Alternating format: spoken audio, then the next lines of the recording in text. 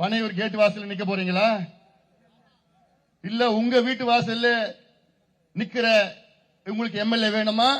இல்ல நீங்க போய் பனையூர் கேட்டு வாசல் நிக்கிறது அப்படிப்பட்ட எம்எல்ஏ வேணுமா? நீங்க முடிவு பண்ணுங்க.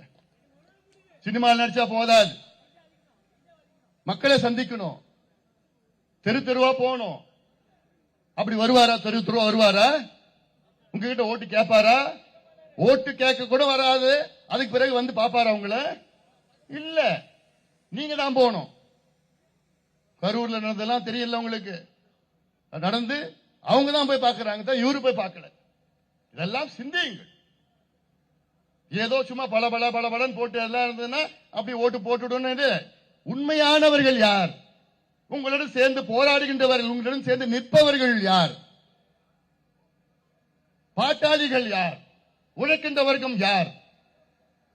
எல்லாமே இந்த மேடையில் இருக்கிறாங்க. நெத்தியில வேர்வை வருகின்ற வேட்பாளர்கள் நின்று இருக்காங்க. குறிப்பா இளைஞர்கள் புரிந்து கொள்ள வேண்டும். ஏதோ இளைஞர்கள் வந்தாங்க, சினிமாவில் நடிச்சாங்க, வந்தாங்க போனாங்க, எல்லாம் டாடா பை பை, அவ்வளவுதான். அங்க மேடையில இருந்து இந்த தொகுதியில் போட்டிடுறார். அவர் வேன்ல வருவாரு, வேன்ல போவார், அவ்வளவுதான். இறங்க கூட மாட்டார்.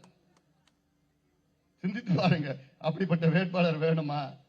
உங்களுக்கு ஒரு பிரச்சனை, உங்கள் குழந்தைக்கு பிரச்சனை, உங்கள் தெருவில் ஒரு பிரச்சனைனா திலகபாமா அவர்கள் நேரம் அங்க போய் உங்க வீட்டு வாசல்ல நிற்பாங்க, உங்க தெருவில் அவங்க சண்டை போடுவாங்க.